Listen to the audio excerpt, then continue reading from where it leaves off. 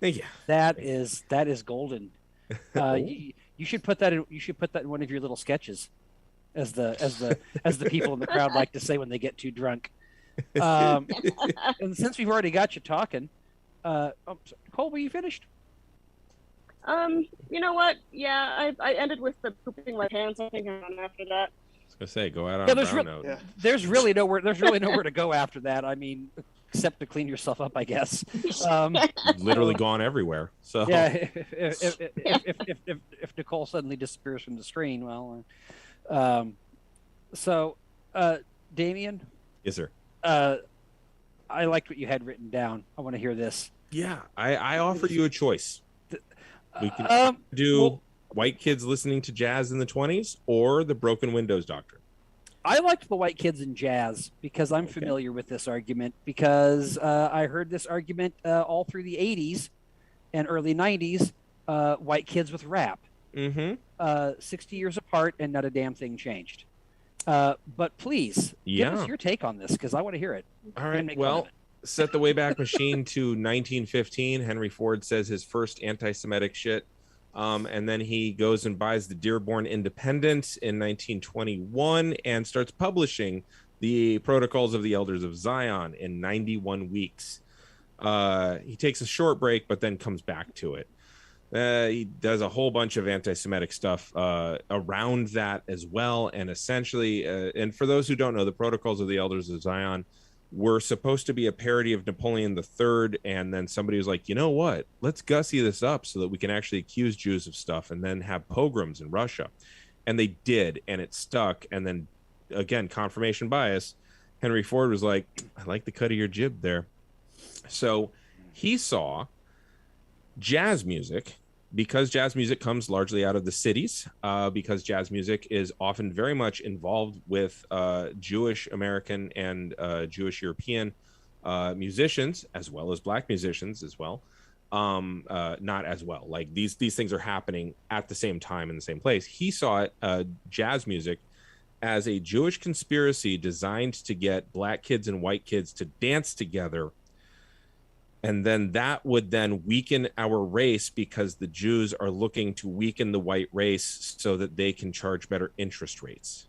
That was basically his slippery slope theory. And then they could raise the prices of things without raising the quality of things, because to Ford it was all about efficiency, you see. Ugh. So his solution. Oh yeah, go ahead. I'm sorry.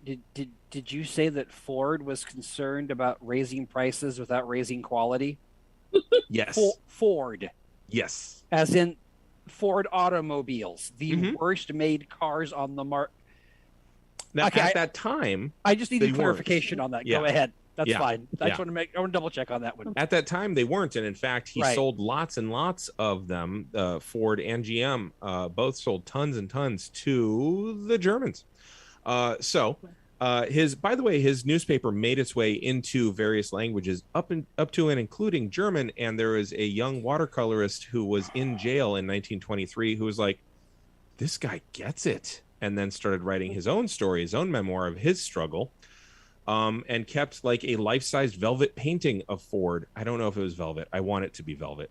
But Elvis? kept a, yeah, exactly. Kept a life-size painting of Ford in his office during the entirety of his tenure as Der Fuhrer. Meanwhile, Oh, this guy went into politics. little bit, The little bit. watercolor artist. Yeah, yeah. I'll have to look into that. Yeah, I mean, he had a little party at a beer hall. And honestly, it was legitimate political discourse, is what I've heard it defined as. So, but luckily, he was sentenced to a very light sentence, and everybody saw that, oh, you can get away with this shit real easy. And because the conservatives were like, we could control that guy. So Ford, Heard that before. anti-unionist that he is, anti-black that he is, he realized, oh my God, the white race is vulnerable to this dangerous Jewish music. Therefore, and he thought it was Jewish music. He completely X'd out the black people from the whole thing, other than they were the danger. He came up with square dancing. Now, he didn't invent square dancing, of course, but he funded the shit out of it so that everybody here and everybody watching at home both of you, all got to square dance in middle school. That's because Henry Ford was afraid Jewish music was going to make black kids and white kids have sex.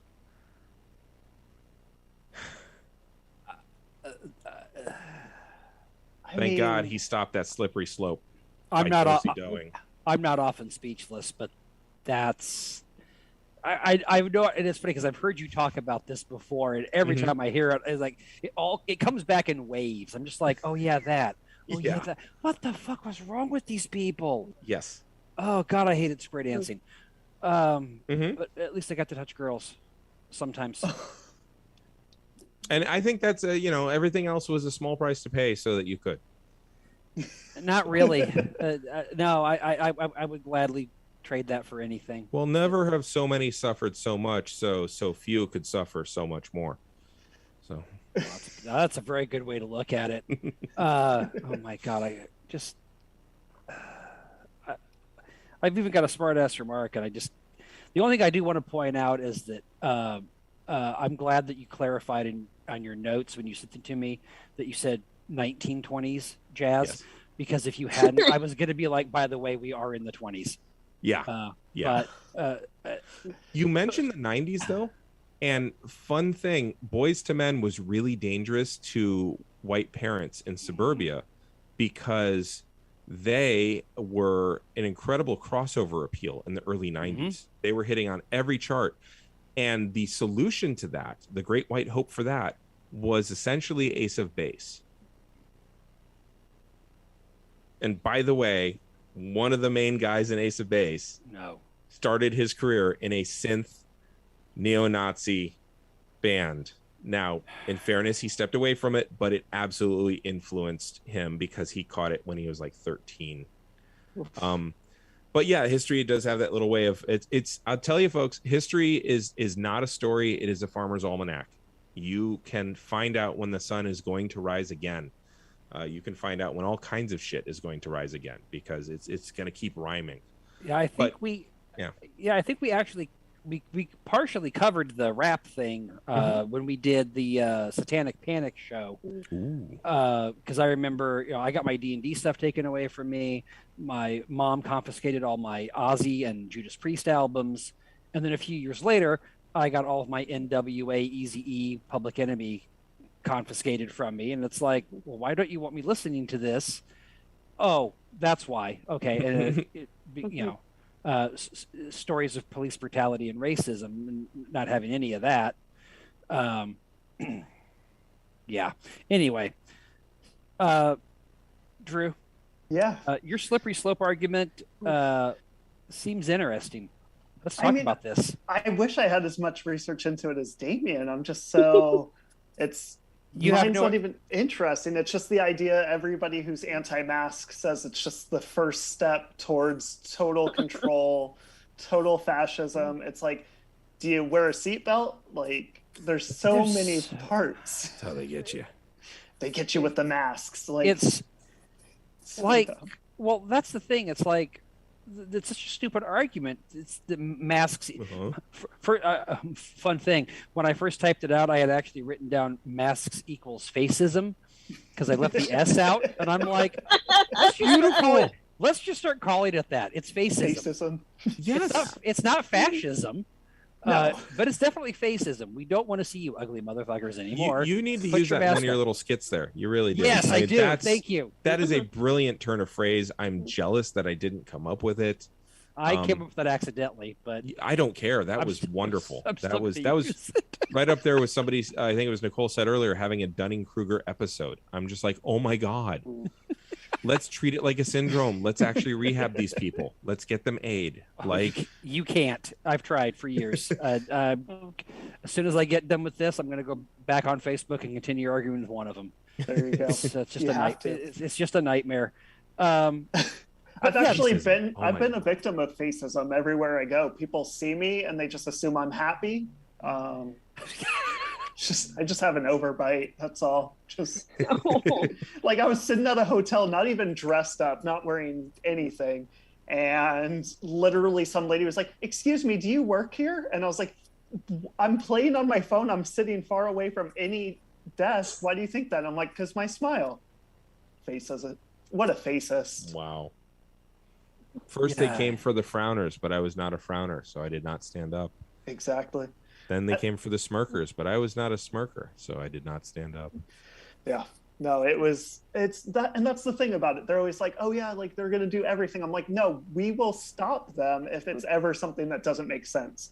But they look at it, they have that confirmation bias because all their friends are also anti-maskers. So they assume, oh, look, 90% of my friends are anti-mask, so that means 90% of the world is too. It's like, no, just your idiot friends. But they also supported an actual pooch. Like, that's the thing I come back to. Fascists will tell on themselves. Mm-hmm. They will let you know what they're going to do, partly for lack of imagination, but also partly because it is an actual tactic. Like saying the gazpacho police, while funny and easy to kick, she's doing something much, much worse by doing that. Oof. We talked about her too. That was a fun one. Yeah. I wish you'd brought me on for the Lauren Boebert stuff because of my love of wrestling. Oh, we should definitely do a Boebert of some kind. We got to get her. We got to get a segment on her somehow. The one thing I was going to say is, actually, Drew doesn't have to worry about it when they come for the frowners and the smirkers. When they come for the smilers, all Drew has to do is say it's an overbite. Yep. And I think you'll be okay. It's like I'm not smiling. Trust me. And I think you'll get out of this. I appreciate it. I hope when it gets to that point.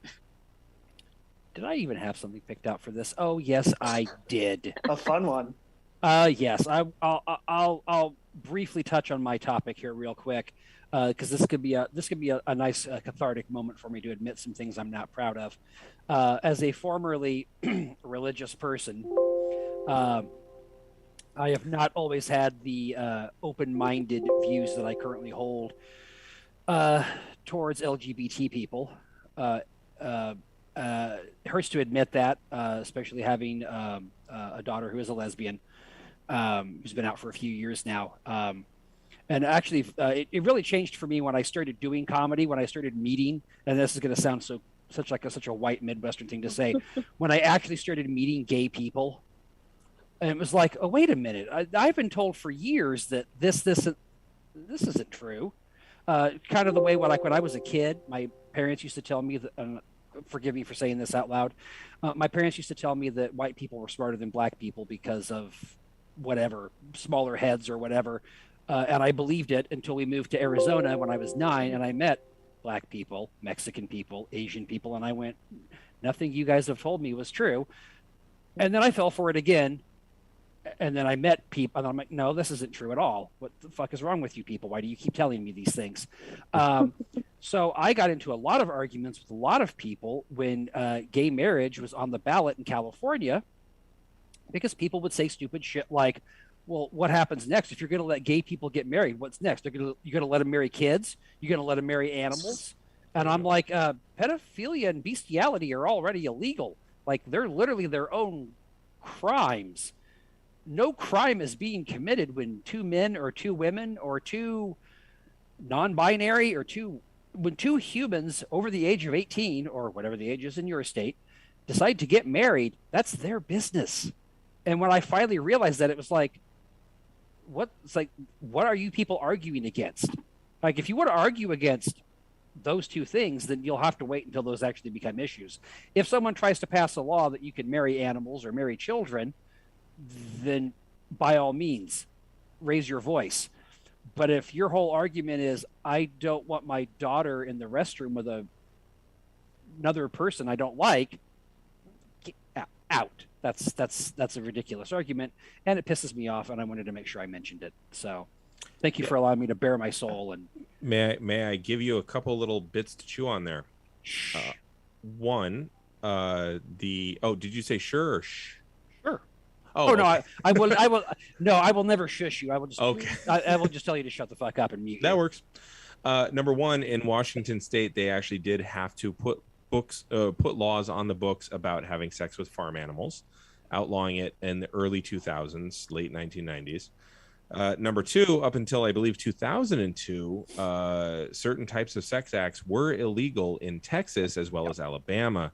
So this argument that, well, if we, what's next? If we take the brakes off of this thing, which was perfectly fine because it's two consenting adults, let them fuck how they like. But if we take the brakes off of that, then what's next? And it's like, well, it's time to actually think critically. But so their argument of slippery slopeness right there was by design, I would say, actually a constructed argument of slippery slope, because they had banned all those things as the same perversion blue laws. Right. And then again, with Washington State having to put a law on the book saying you can't fuck horses. That was a thing. But again, with it taking so long for Texas and Alabama to, be okay with different kinds of sex acts. Sodomy laws were a lot of places, right? Yeah. And sodomy had a very, in a lot of places, a very broad definition. It was anything besides peen in the vein. Yeah, exactly. Yeah. It's like anything other than that, and it was out the door. And again, just to stop homosexuals. That's really, I think that's what it was. Oh, absolutely. But I think this is a great opportunity to quote one of my favorite people when I say that, as Ben Shapiro pointed out, my wife and I both know there's more to a marriage than sexual satisfaction. And I would say, Ben, no, you don't. So I have to insult him at least once a show. It's a thing. He deserves it. I found out that his dad was the composer of the score for Hell Comes to Frogtown, starring Roddy Piper. The piece that Roddy Piper did before They Live, the one where he's helping rescue the human race by having sex with women and rescuing them from mutated frog people. Ben Shapiro's dad did the score for that movie. Well, gee, it's funny. It almost makes me think that would mean Ben Shapiro's dad was somebody famous, and that perhaps having a dad who was somebody famous helped Ben Shapiro get where he is. And that's a perfect segue into segment 4 and what Drew wants to talk about. Yeah, baby. For correlation versus causation. Drew, take it away. Oh my God. I used to be a math teacher, so this is one of my favorite things ever. The idea that just because two things are connected and maybe they both go up at the same time or down at the same time, that must mean they cause each other. But it completely ignores all the other variables, all the other possibilities.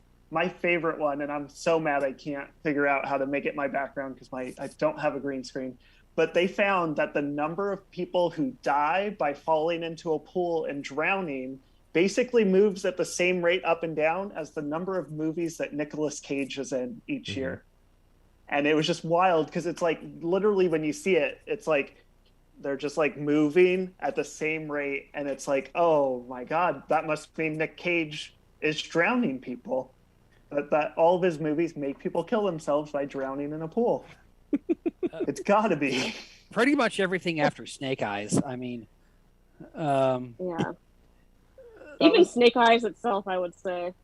Yeah, I think his last good movie, in my opinion, his last good movie that was a commercial success, I will say, was probably 8mm, which I did truly enjoy. If you haven't seen it, it's a little dark, it's a little creepy,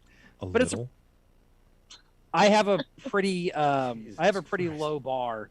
I'm sorry, a pretty high bar. Yeah, you do. Hey, dude, I do 5 minutes of my dead mom jokes. I mean, just awful. I mean, to the point now where I actually think last time I did the joke, I said, let me get this straight. My sister told me, if you keep doing those jokes about our mother, I'm not speaking to you anymore. And I said, let me get this straight. Our mother is dead, and I don't have to talk to you? Fuck, if I'd done that, I'd have killed her myself. So, yeah, that's my bar. That's okay. That's what caused me to go, should I say that out loud? Yeah, I should. Okay. So my spot in this world is a little precarious sometimes. But I liked the idea that Drew's pitching because in your notes when you sent it to me, you'd mentioned something about education and wealth. Okay, yeah, I can talk about that one. And I want to hit that for sure, because that was really a great point to me. Okay, so when I was a kid, it was the number one thing they pounded into us was, look at this graph. It shows the more education you get, the more you're going to make throughout your life. And everywhere I look on Social Security Administration's website, I look all over, and that's repeated over and over and over, where it's like, oh, the biggest predictor of your lifetime earnings is your education. And it's like, okay, they correlate, they make sense, it's very linear, sure. But then when you start to dive in and look at some of the socioeconomic issues, you look at family wealth to begin with, and you start to see all these things start to unravel, where they want it to just be one easy, this is the cause, go to school and get student loans because you'll make so much more. But really, when you think about it, it's people who are rich can afford better schools, can afford homes in better school districts, can afford tutors, can afford to make some risks and go to college and maybe change a major halfway through. They can afford all of these things, and then their kids are going to end up having a higher degree. And then guess what? Maybe their kid's a bum, but he has all the family assets to fall back on. Maybe he's a trust fund baby. He has a college degree. He's not going to use it. He's still going to be a billionaire because his family was. And I think I get so passionate because I grew up bottom of the bottom, homeless, all that. I have a college degree, and it's because they said all that to me. But I'm like, it's not the education that's going to determine it, because I look at people who are, more or less educated than me, and I don't see that as the factor. I see, oh, well, their parents have a $2 million home.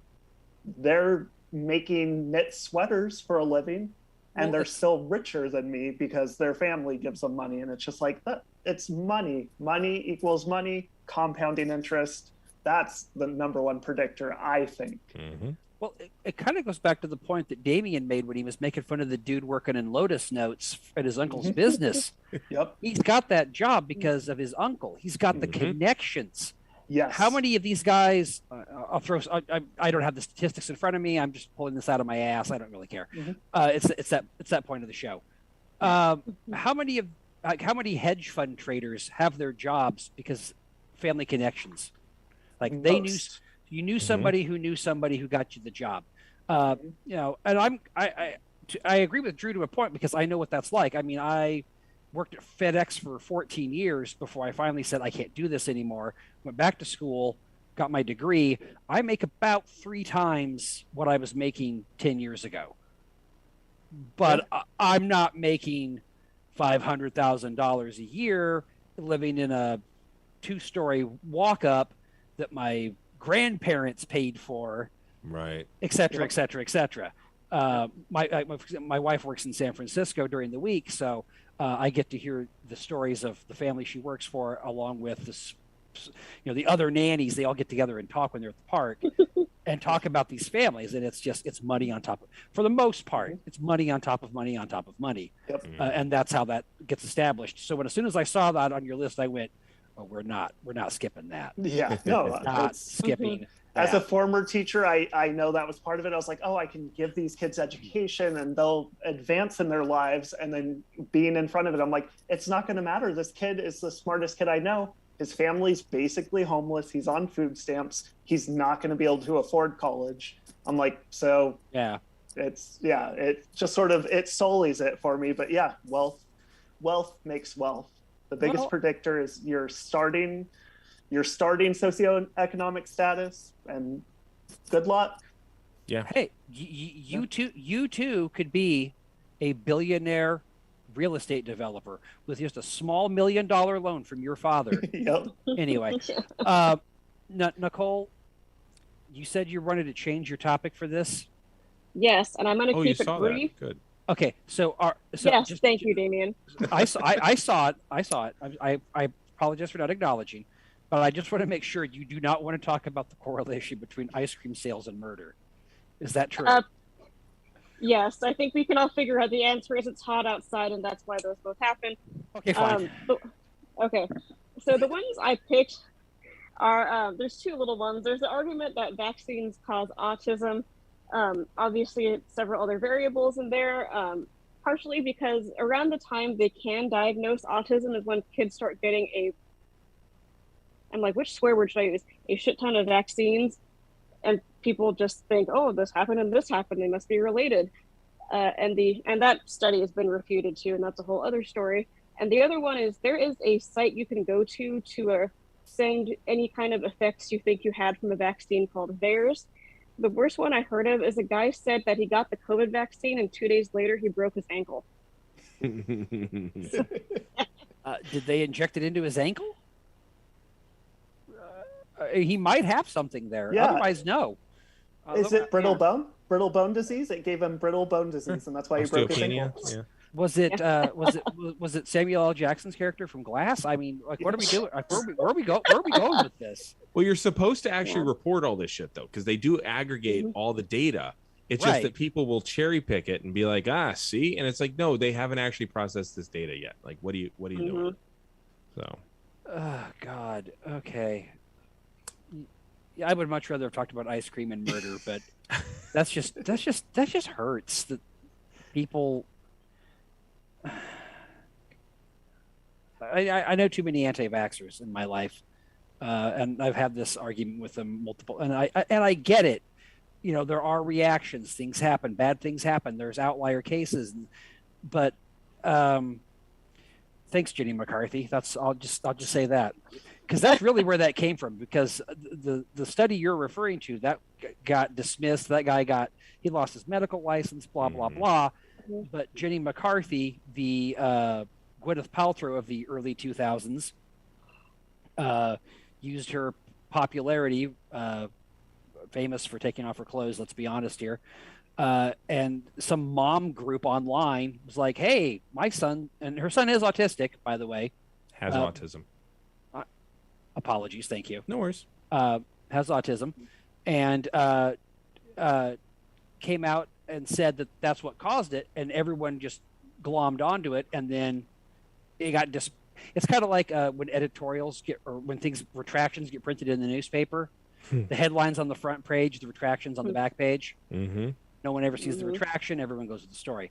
So I will refrain from calling Jenny McCarthy what I've called her in the past, because we're in polite company right now.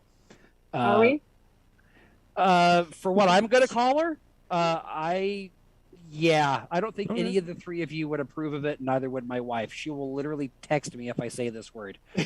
There are like 3 words she does not allow me to say, and this is one of them. It's actually a 2-part word, but anyway, I digress. We'll talk about it after the show's over. She can't hear me. We're going to wrap this segment up. Damien. Sure. Oh boy, this will be cheery. Please talk to me about your example of correlation and causation. Yeah, sure. So, do you want to hear that the Age of Miss America and the murders by steam, hot vapor, and hot items are perfectly correlated? Only if it has something to do with Nick Cage movies. No. Is that a Nick Cage movie? No, where he sadly. kills teenagers with steam? No. You have to think about it. I did have to. There's also the divorce rate in Maine and the per capita consumption of margarine. They're also very well correlated. Now that's a very slippery slope. Yeah. So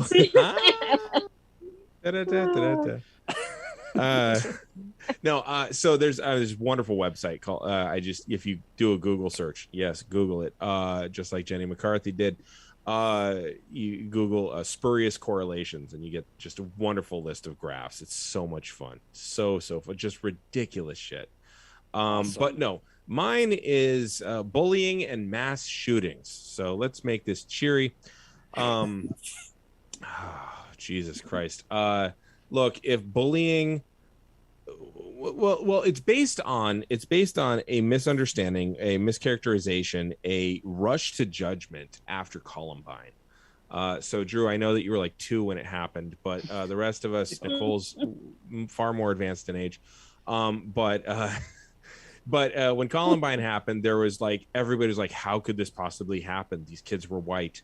And that was how.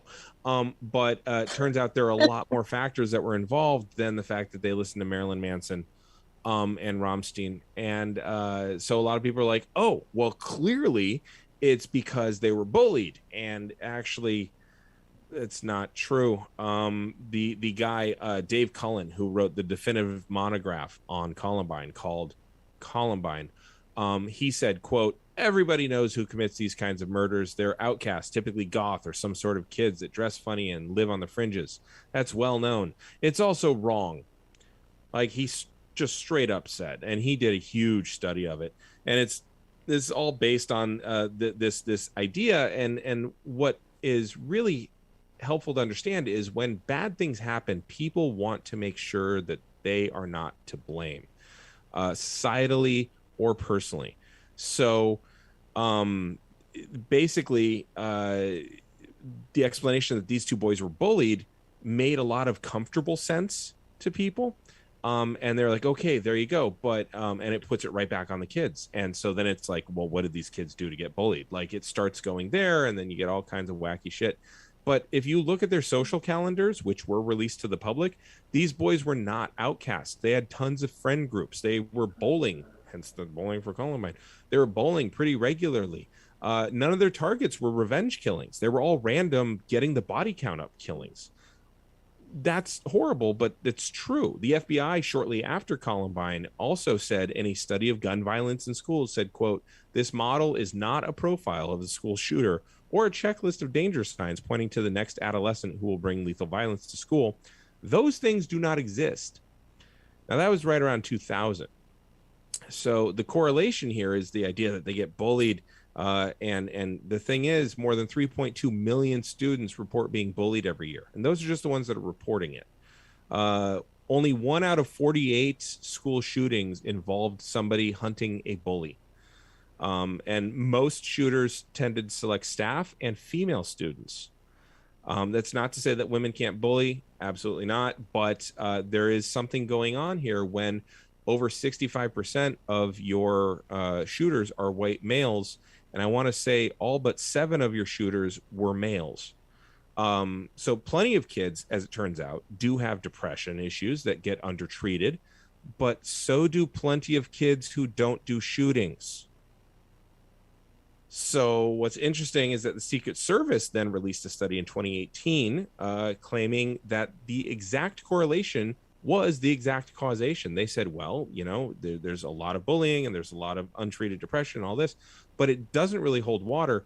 The first one you could point out is that from 2004 onward, we stopped having the assault weapons ban.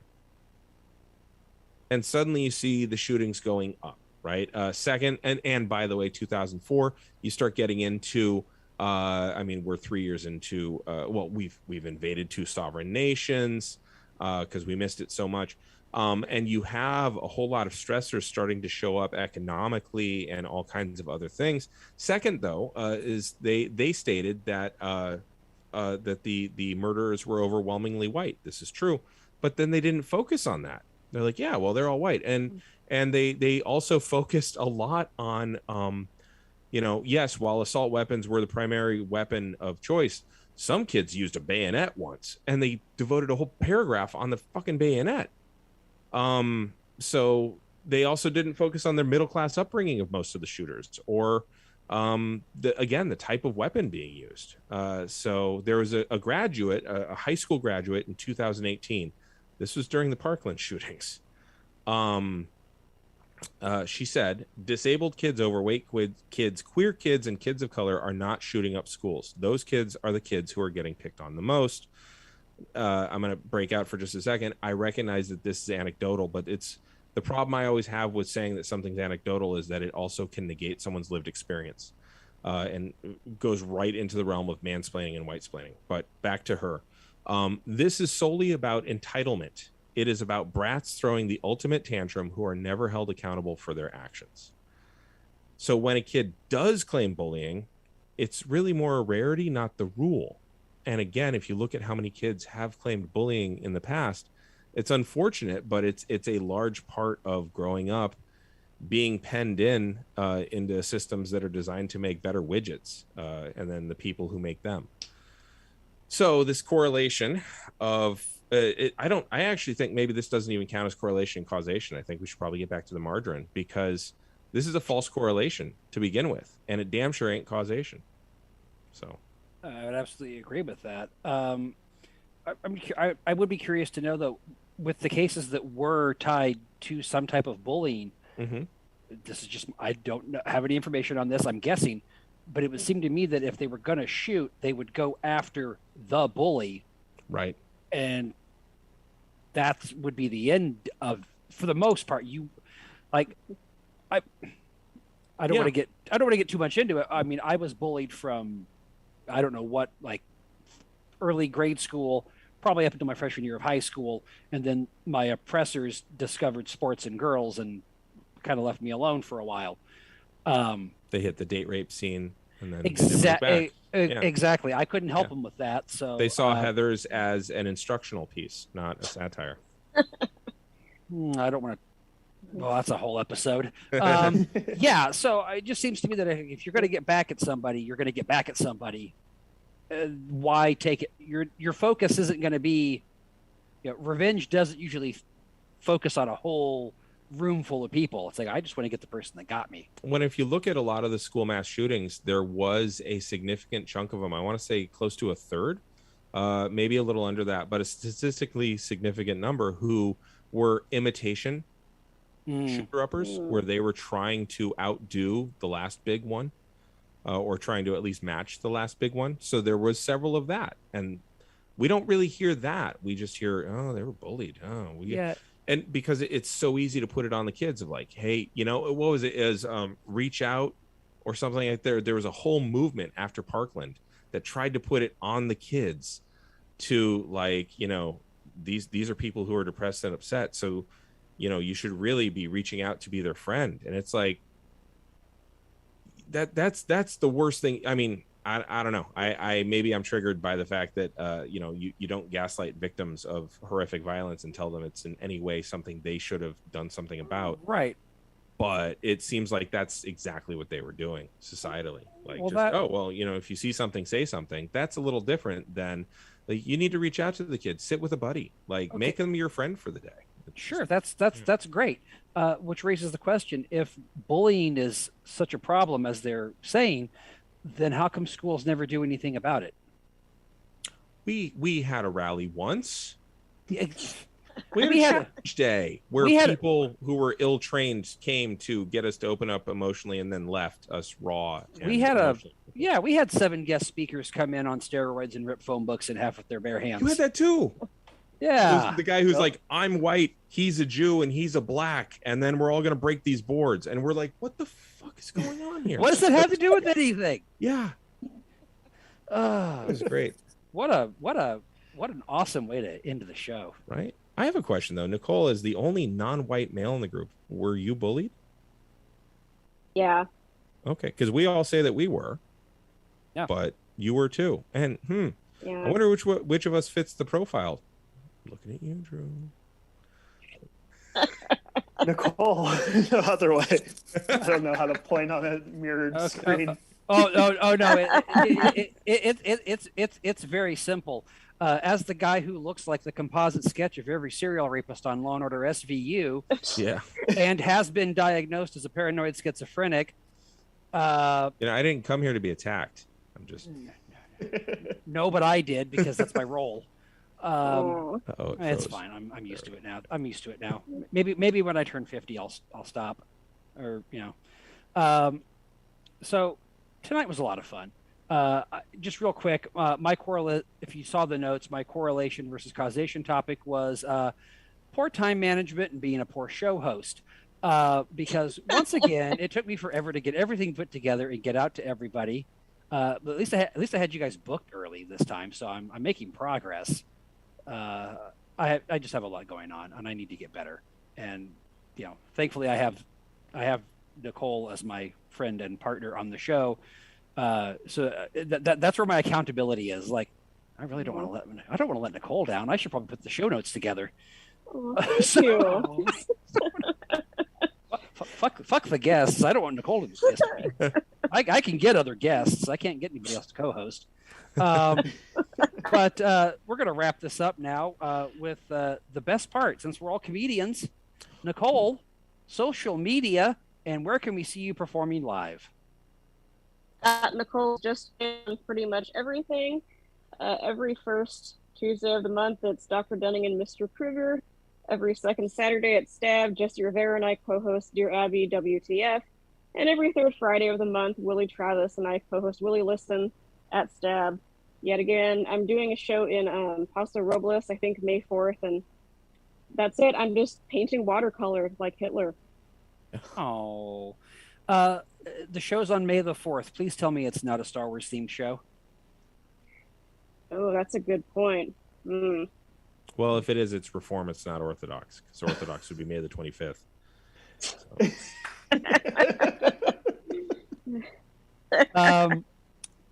Drew, social media, and where can we see you? Yeah, so Drew Schaefer Comedy on Instagram is the best place to follow me. I post all my shows. I have tons of them coming up. Punchline Sacramento tomorrow, Cobb's in San Francisco on Thursday, doing shows everywhere. Tons of stuff. Atlanta at the end of the month, if anybody here knows anybody there. Send them my way, because I don't know what to do in Atlanta. But I'm going to be there at the end of the month. So awesome. Yeah, it'll be fun. Damien, social media, and where can our viewers find you? Well, you can find me at Duh Harmony on the Twitter and the Instagram. You can also find me at Duh Harmony1 on the TikTok, slinging all kinds of fun puns. So that's Duh Harmony with 2 H's in the middle, obviously. Duh Harmony. And also, as you can see behind me, A Geek History of Time. That is my podcast. We just released episode 149, and I think we're just keeping on trucking. Episode 150 is coming up this week. It's a weekly podcast where we get into the historiography and the history and surrounding zeitgeist of various nerdy topics. For instance, the Fantastic Four was a grotesque repudiation of the nuclear family in the 1960s by accident, or J.R.R. Tolkien accidentally wrote an anecdote an allegory for World War One, or some other fun ones. There's just all kinds. It's a buffet. It's a real buffet. I compare The Far Side to French puppetry of the 1880s. Stuff like that. It's good times. So there is literally something for everyone in those episodes. So with 150 to choose, you should just dive in. It's on Stitcher, Spotify, and the Apple Store.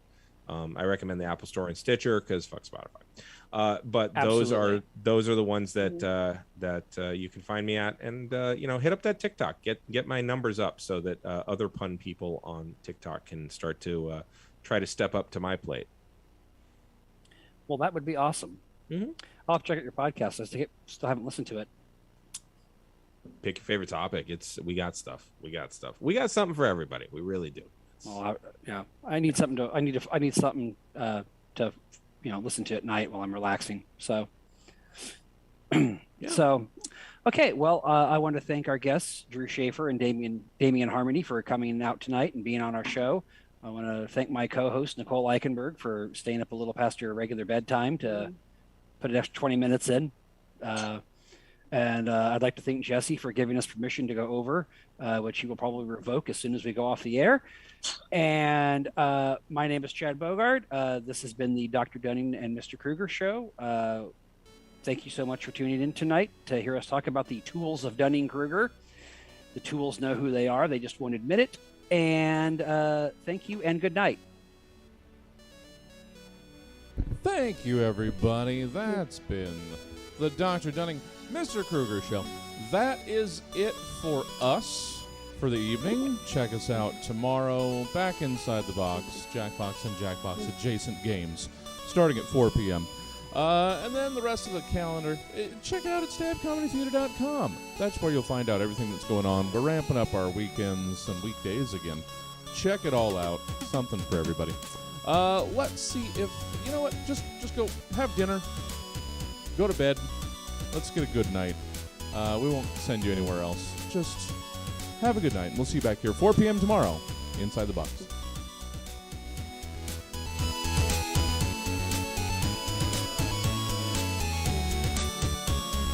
Thanks, Dad. Thank you. 8-bit final countdown. Hell yeah.